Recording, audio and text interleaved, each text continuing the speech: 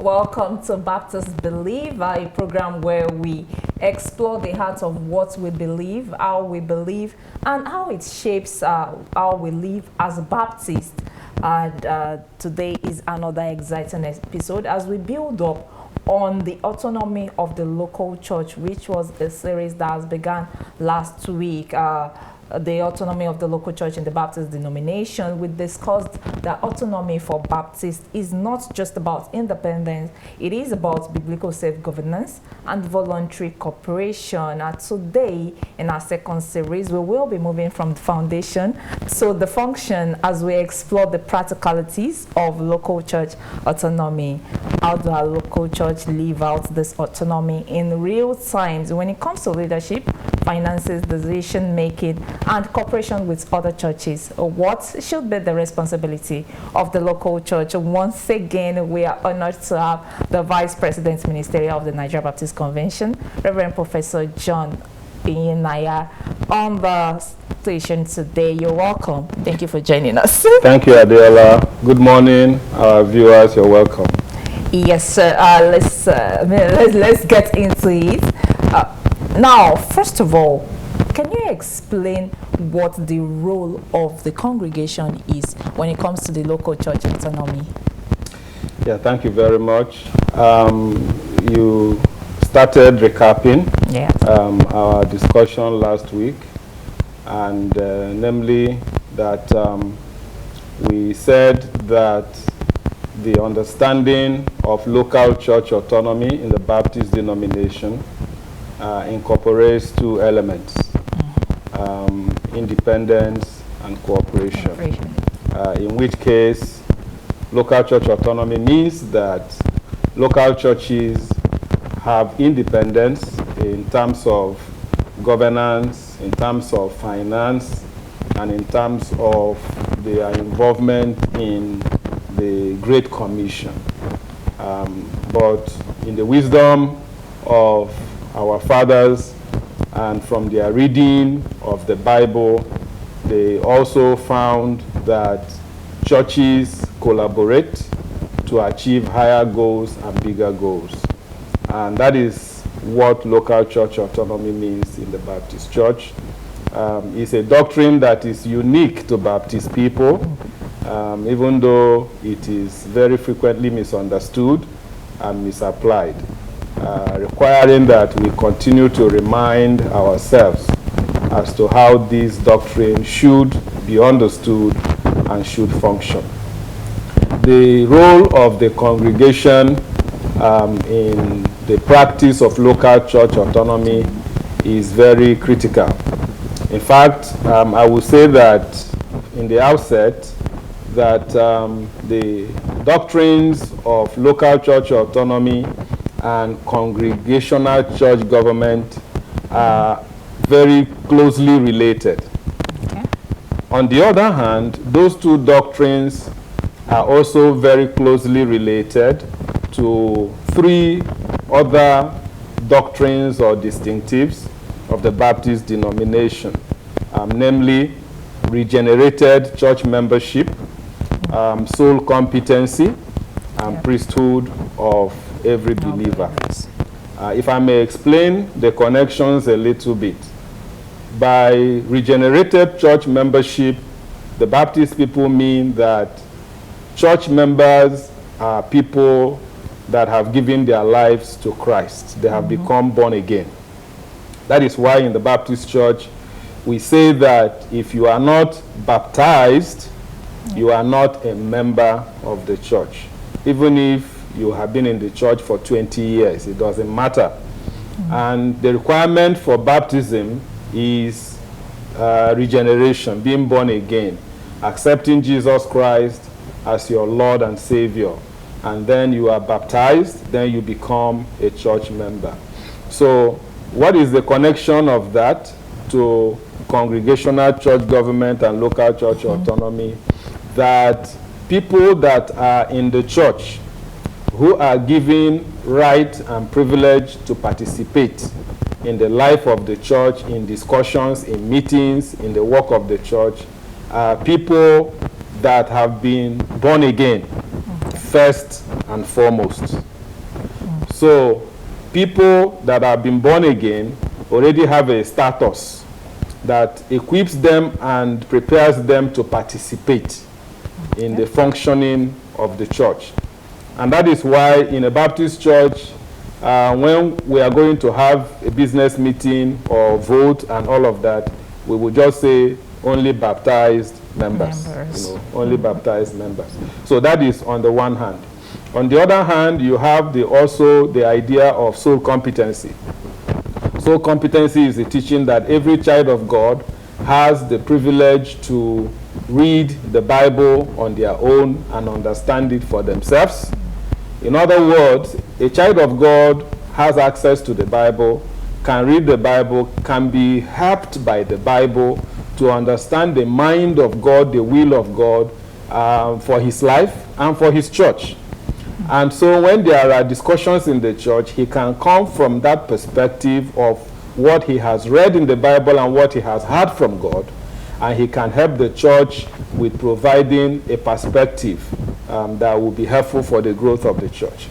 Priesthood of all believers is the doctrine that every child of God has direct access to God for prayer, for worship, for receiving revelation from God, and for relationship with God. In other words, if a person is a child of God, he can hear directly from God, he can receive directly from God, and he can help people understand what is the mind of God on a particular issue. So, if you now go to a Baptist church, let's assume the church has a membership of 100. That means you have 100 people that are born again. 100 people that have been reading their Bible, reading the Word of God, and who know the mind of God. 100 people that have direct access to God and can receive revelation from God and receive insights from God on specific issues. So when these 100 people now gather together to discuss issues, I mean, chances are that they will not go astray. Chances are that they will be able to understand what is the will of God, what is the mind of God on specific issues. That is why in the Baptist church we say that the final authority in a church is the congregation gathered in a meeting or in a family meeting or business meeting, as we call it. So when the Baptist church says a local church is autonomous, it has some independence and should cooperate with other people, this is actually the context that we are having that discussion. In other words, it is not like one person in a church is the one that is telling the group what to do. It's not autonomy of an individual. It's the autonomy of a local church comprising these 100 members who are able to look at issues dispassionately from the perspective of what they have received from God. So whatever decisions that they reach on specific issues, they are considered to be the right way that a church will go. So that's the connection between those 5 distinctives actually.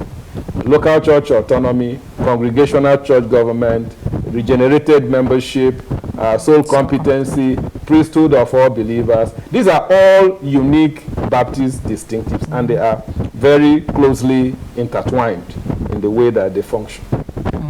Now, how does a local Baptist church practicalize its autonomy when it comes to decision making, and also in terms of calling a pastor, choosing of deacons?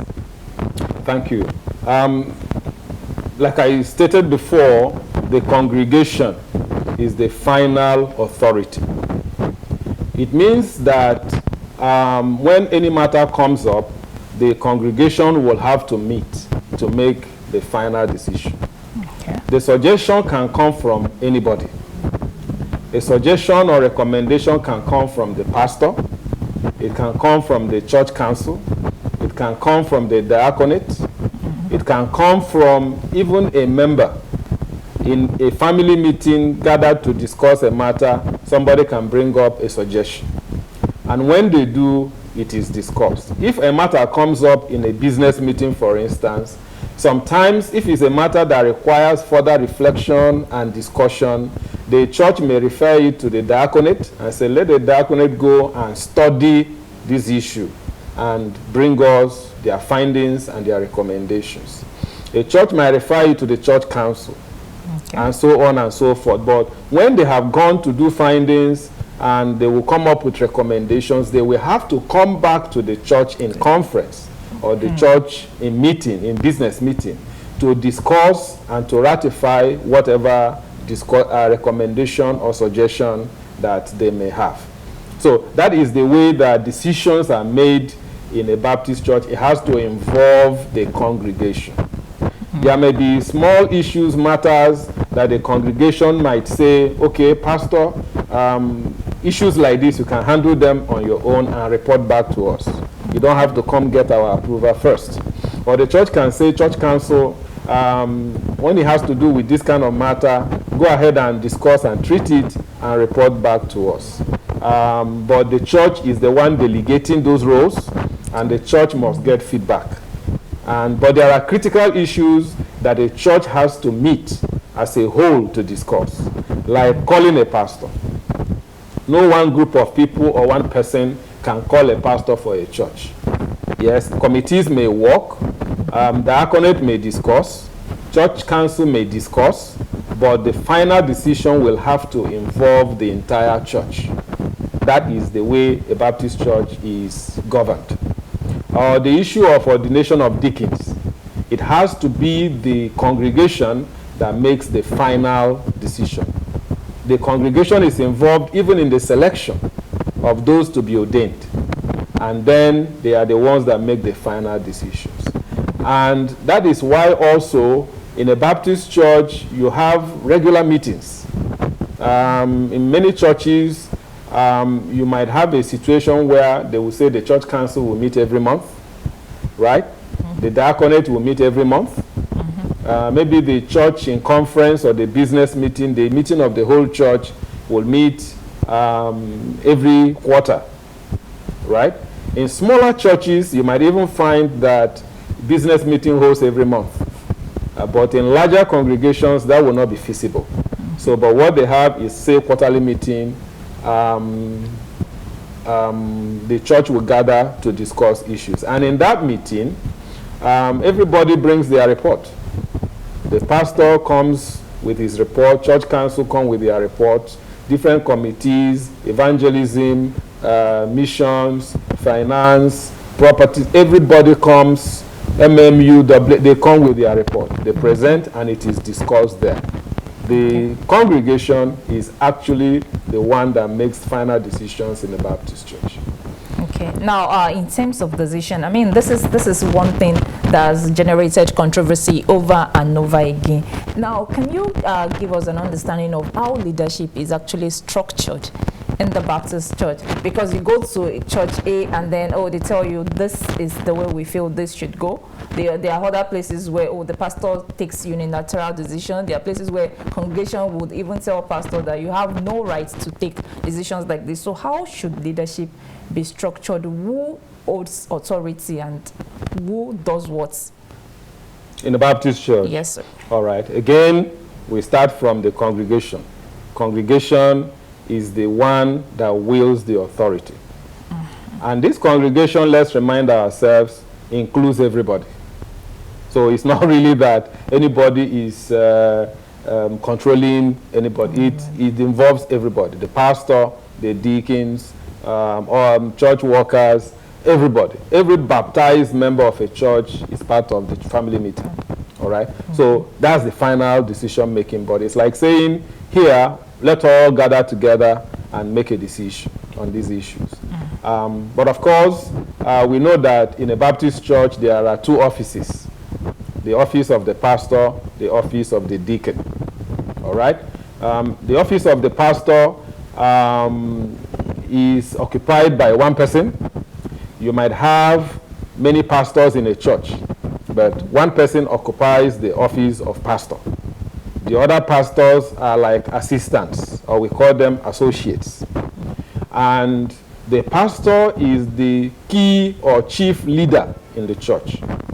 We call him the chief accounting officer of the church. He has the calling of God to play that role. He has the training to play that role. So he is the leader in the church. Then you have the office of deacon that may be occupied by as many deacons as a church approves for their own ministry. And the role of deacons is to support the pastor. I usually say that deacons are part of the pastoral ministry of the church. The pastor is the leader. Deacons are assistants, helping and lifting the hands of the pastor. The reason for the existence of deacons is actually to make the ministry of the pastor more effective. And so a situation where you will have deacons trying to bring down a pastor or trying to become obstacles on the path, on the ministry of the pastor, is an aberration. From the Bible, from historical practice, that's not the role of deacons. Role of deacons primarily to support the pastor and to lift up the hands of the pastor. Then you have church workers that also come together, and then we call them church council. Church council is representative. Maybe the head or representative of the youth, of the men, that is MMU, of the women, that is WMU, and other officers of the church like secretary, treasurer, all of those come together at the church council. All right? So, but then you now have the church in conference. The pattern of who does what in a Baptist church is usually classified or categorized or clarified in the constitution of that church. And it may not be exactly the same in every church. Basic things are going to be the same, but there will be some fine points that may not be exactly the same. A church might delegate some roles to their pastor that other churches feel maybe the pastor should consult, maybe this or that. A church might delegate some roles to the diaconate or to the church council that another church will feel like, no, we want it to be done a little differently. But the goal of everything that Baptist churches do in terms of structuring their governance and leadership are accountability and transparency. Checks and balances. Those are the things that govern the decision of who does what in a Baptist church. Critical to the running of a Baptist church is accountability, transparency, checks and balance. So that in a Baptist church, you don't have one person that just does everything, nobody knows what he is doing, and all of that kind of a thing. There may be aberrations here and there. Maybe in places that are far removed from people's attention, some things can happen. You know, like someone told me recently of a church where the church leader is also the treasurer. You know, and so he is making decisions and spending church funds without consulting anybody. That's not a Baptist approach. In a Baptist church, one person cannot be leader and be treasurer. That's why we say a pastor cannot keep money.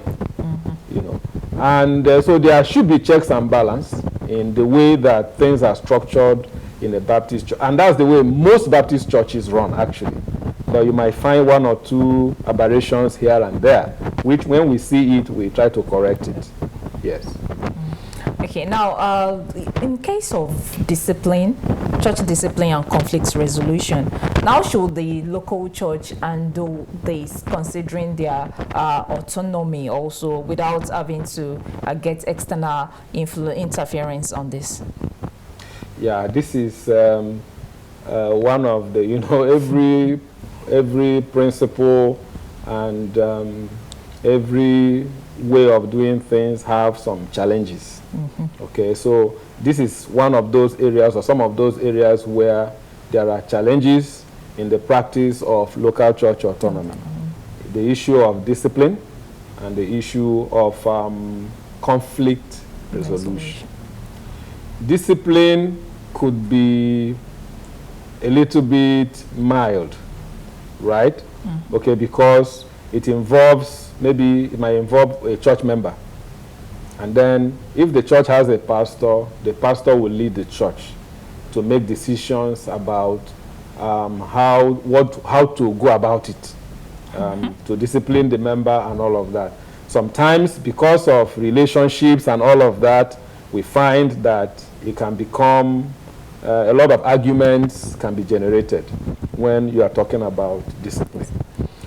When there is church conflict, that's a more difficult aspect in terms of the practice of local church autonomy. Like when there is division in the church. Maybe church is divided into two, and it becomes a problem. Sometimes you will expect that people that are children of God, people that are born again, like I said in the beginning, people that have the Spirit of God will not come to that point where they cannot understand themselves. But it happens. We are human. All right. So when that happens, it becomes very challenging in the context of the practice of our local church autonomy. But the time comes when a church needs help. A church needs help. In church conflict, a church needs help.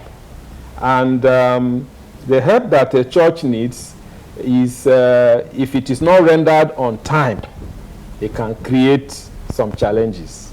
You know, even in the family, you know, if I may use that illustration, a husband and wife, even though we say don't let third parties enter into your relationship, don't take your problems outside and all of that. But when it comes to that time when the two of them can no longer understand themselves, even discussion, dialogue becomes difficult and impossible. They need help. They need to look for reliable, trusted, faithful, godly, mature people, maybe their pastor, to help them break the ice and to sit down and really look at their issues. And the same thing applies in the Baptist church. When there is conflict, they will need help. And that's why we have our cooperating bodies like association, conference, and the convention. At times of church conflict, a church needs help. And sometimes we find that in the midst of conflict, the association wants to intervene. The church will say, we did not invite you. We are autonomous. Wait until we invite you before you come. And in waiting until invited, the problem festers, becomes huge. A lot of damage is done before anybody can even step in. So my own understanding and my own suggestion always has been that in times of church conflict, denominational leaders from the associational level to the convention level need to be very wise and need to be very discreet and need to be very discerning in finding pathways to help a church resolve their conflicts. I recommend to association moderators and advisors, for instance, that they can even use personal approach. It may not help to go to a church in conflict and say, I have come as the moderator. All of you come and sit down. Let me tell you what to do. That might not work. In fact, it will not work in most cases of conflict. But if the moderator will call up the pastor, or maybe the key leaders in the disagreement and all of that, privately, and call them and say, I heard this is what is going on. What is it? Can you give me more details? Or what are the issues? How can we resolve them? If he has suggestions, he might offer to them. Personal approach might help, even before coming publicly to say, let's call you people and sit down and discuss. So I'm saying that it is not helpful, this logic or argument that we are autonomous, wait until we'll invite you, is not usually very helpful. And denominational leaders should find ways to go around that. Not in a confrontational way, but in a wise, discreet, and discerning way, to ensure that conflicts do not escalate and become big problems before somebody intervenes and handles the situation. I use another illustration sometimes, that if somebody wants to burn down the house, right, he will not want anybody that will stop him from burning down the house. So he will make all kinds of arguments.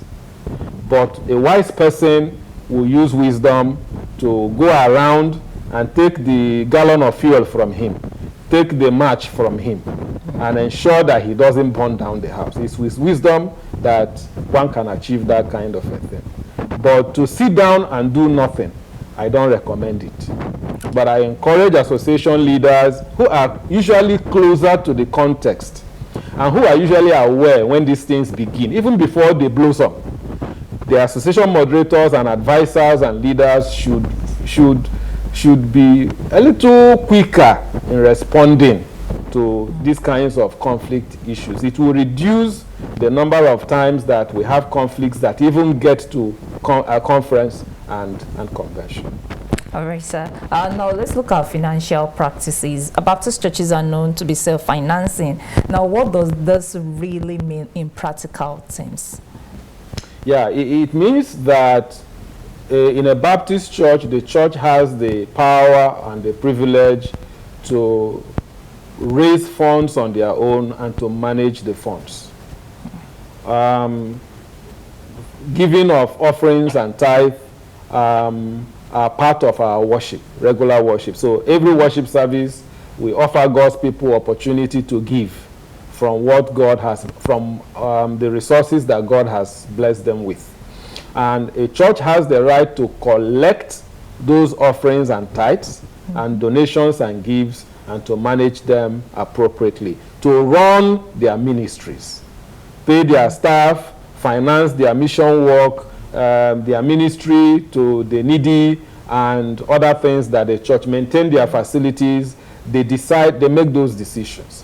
When a church wants to buy property, they decide where the property they will buy is located. They negotiate the price, they build it, they buy it, they build it, they develop it, they design, they build it. They don't have to consult anybody unless they want information and guidance to say, okay. What would be a befitting way to make use of the space we have and all of that. And they can consult professionals, they can consult denominational leaders if they choose on issues like that. But they decide on what they want to do with their finances and with their properties and in terms of their ministry as well. But we have also come up with this arrangement where every church contributes a certain percentage of what they have or what they get for the support of our cooperating bodies like association, conference, and the convention. That's also one of the responsible ways a church manages their finances. Okay, because why did these cooperating bodies come in the first place? Apart from the biblical requirement of cooperation, we now decided to structure that cooperation in our own way. Association, churches that are closer to each other within a small geographical area, right? Okay. And then beyond that, you now have a conference that involves a wider number of churches in a larger area. And then, of course, the convention. So when we contribute our resources like that, we contribute them to enable us do things that we cannot do individually. You know, last week I was talking about some of the things that this kind of arrangement has empowered the convention to be able to do. You know, like the fact that we have 38 mission fields in Nigeria. We have 14 mission fields outside of Nigeria in other African countries. We have 10 theological institutions. 1, 2, 3, 4, 10 of them. We have a university. We have about 14 medical institutions. All right? These are things that no one church can achieve. But contributing a little bit of what we get, we are able to have all of these ministry outposts in order to contribute our quota to the work of the Great Commission. So while a church has the liberty to manage their finances, all the churches coming together have also decided that a certain percentage of what they get will now go to the cooperating bodies for their own ministries and for their own for the carrying out of their own of the mission of God. So it's like the churches came together and said, there are many things we cannot do on our own, but let's pool resources together so that at those different levels we can be able to carry them out. But the rest of the resources that remain in the church, nobody tells a church what to do with it. They manage their finances. And I don't know whether you are going to ask about accountability. If I might just put in a word on that. You know, I mentioned before that in a Baptist church, the way we govern ourselves has, you know, stands on 3 pillars. You know, accountability, transparency, and checks and balance. Is something that is very important to Baptist people. Yes. And when you don't maintain those 3 pillars, you have conflict. In fact, many church conflicts arise because of abuse of those principles, right? And so in a Baptist church, you cannot have one person, like I said before, who is church leader or pastor and treasurer at the same time. No. Or you cannot have a situation where a church leader, somebody is a church leader, his wife is a treasurer. No. You will not have that kind of a thing. And one person will be the treasurer, one person will be pastor or maybe church leader, another person will be financial secretary, and all of that. In Baptist churches, when there is, when they have a bank account, you will need 2 or 3 people to sign the check before withdrawals can be made. Sometimes in Baptist churches, even the person that is collecting the money is not a part of the spending. You know, those are just some kind of checks and balance that we have in place. One person keeps the money, another person keeps account. All right? So it's not the person keeping money that is even reporting to us what is going on. There is a financial secretary who is not keeping money, but he's keeping records. It's for checks and balance. And then in every Baptist church, when there is church council, there is some kind of financial report. People need to hear, how are we doing financially? What have we done? How much have we received? How much have we spent? What have we spent on them? And sometimes some spendings, you must get approval before you go ahead with them. And you must report back. And when you're reporting, people will say, but we did not approve that spending. How come? You know? Yeah. And then every time when there is church in conference, there is also financial reporting. All of these are for the checks and balance, for transparency, for accountability that I talked about. So whereas every church manages their finances, there are laid down procedures to ensure that there is good accountability for the management of church funds. All right, thank you for explaining that aspect of finance clearly for our viewers and fellow Baptists to fully understand what the Baptist Church operates on concerning finances. Now, let's also look at another important aspect of the whole church autonomy, and that's the issue of maintaining doctrinal integrity. Now, looking at the way autonomy has been explained, there's no enforcement on any church. So how do we ensure that even the autonomous local church will maintain doctrinal integrity without anyone enforcing uniformity? Yeah, very, very good question. There are many roles that the cooperating bodies of the convention play for the local churches.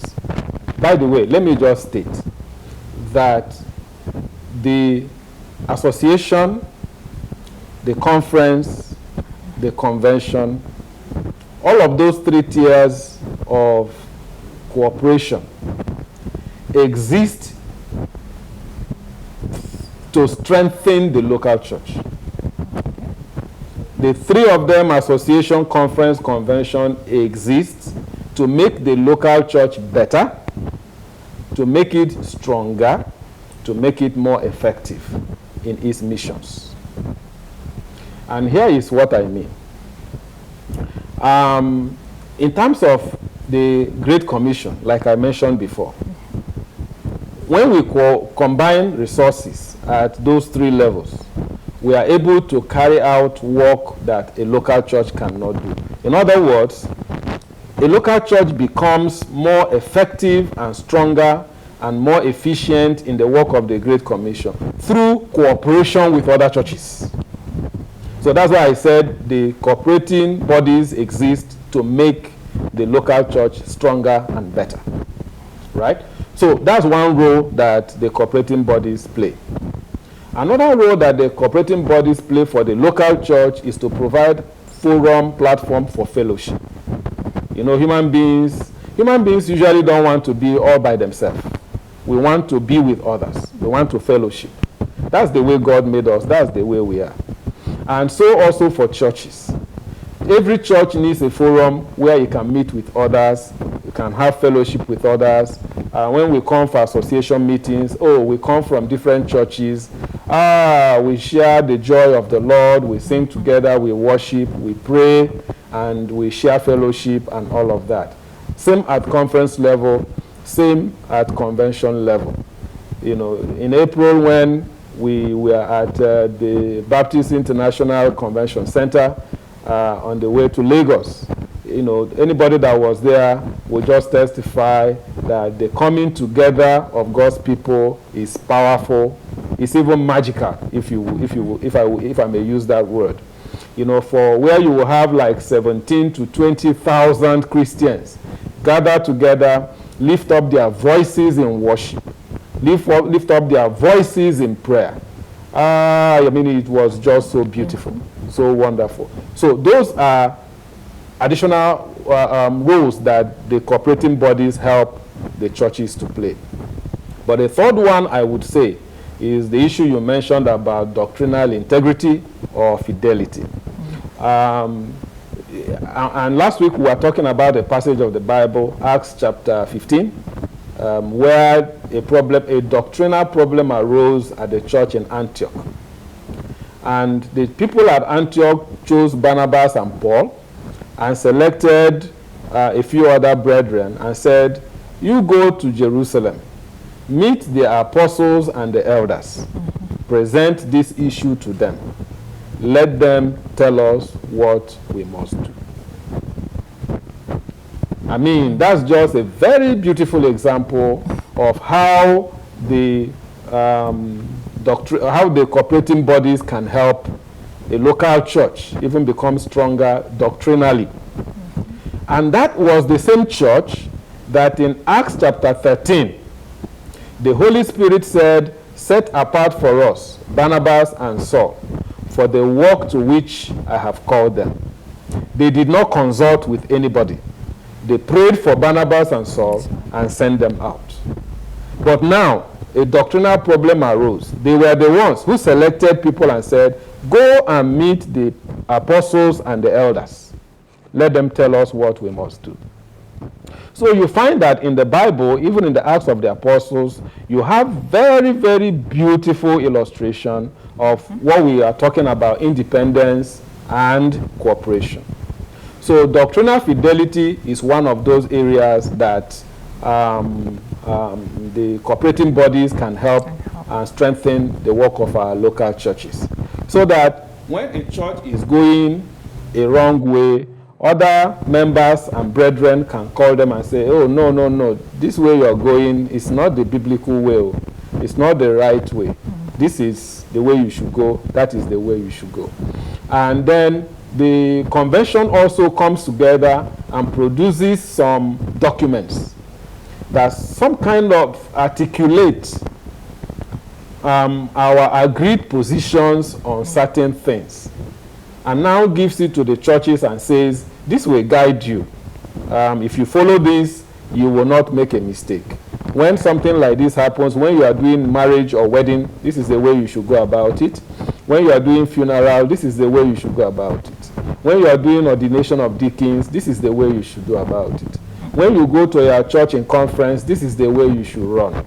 When you are talking about the issue of finances, this is the way you should go about it. So those become like your reference materials that local churches now use to keep themselves on track.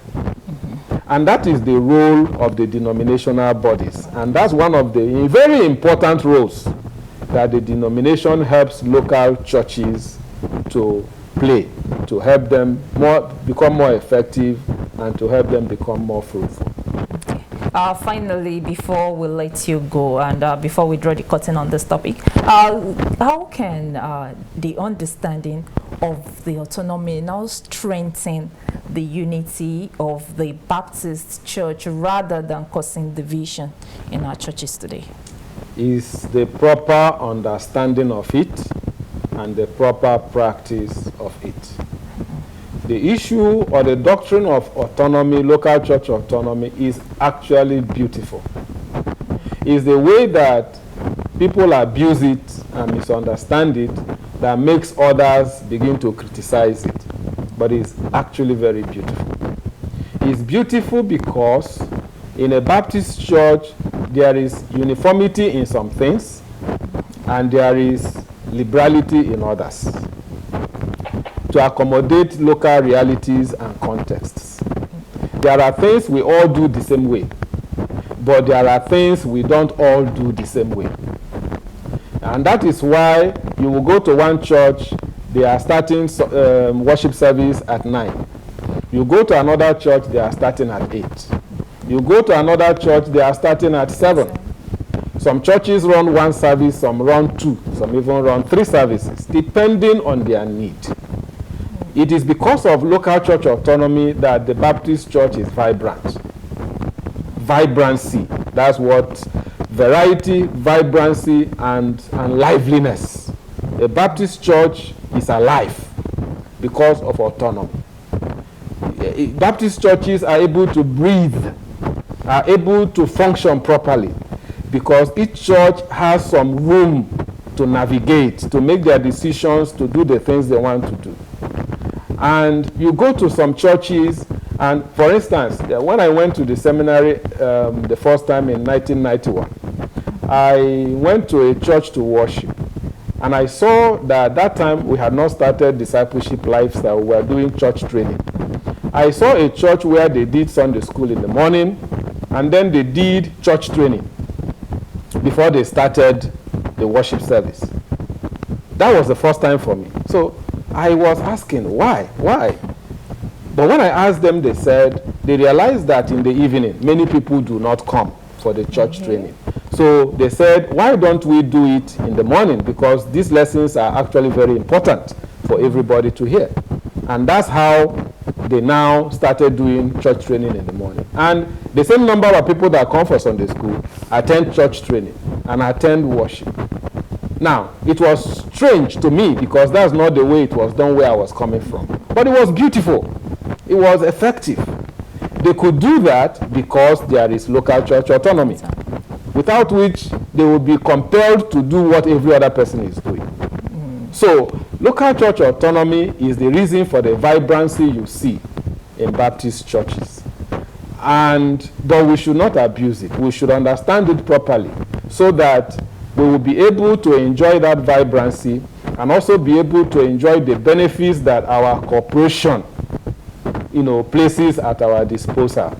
Namely, greater effectiveness in the carrying out of the Great Commission, fellowship with brothers and sisters of like minds and like faith, and help in maintaining doctrinal fidelity, biblical fidelity in our beliefs and in our practices. All right, thank you very much, Prof, for coming again this morning and for helping us understand the practical realities of what autonomy looks like in our churches. Well, fellow Baptists, what you've heard today is that autonomy isn't about going solo. It is about biblical stewardship, spiritual maturity, and the willing partnership for the kingdom's work. Don't forget that if you missed the earlier part of the show, you can always watch the repeat 9 p.m. today right here on New Frontiers Television, and you can go on YouTube to watch the previous episode. If you didn't get to watch the first episode, you can go watch the previous episode on our YouTube link. And next Monday, we will of course continue on the local church autonomy by looking at the challenges and benefits of local church autonomy. You don't want to miss a part of this teaching, this series. And for your questions, we are taking note of your questions, and we will take some answers next week. You also want to stay tuned to enjoy that. Until we come your way again, I am Adiola Adegoke, and this is Baptist Believe, where we explore what we believe as Baptists and why it matters to us.